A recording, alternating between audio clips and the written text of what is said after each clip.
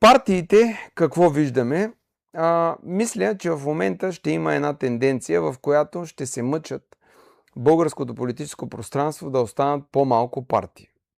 И това може би е посока отвън дадена и която се изпълнява методично вътре в държавата. Виждаме как Васил Божков закри своята партия, което означава, че повечето хора получават сделка. Амнистия някаква срещу излизане от политическия живот. Това не подобрява правата на хората, а ги влошава. И това, което ние смятаме да направим, е партия Величие да се разраства и да се развива като партия на народа, за да имаме контролен механизъм.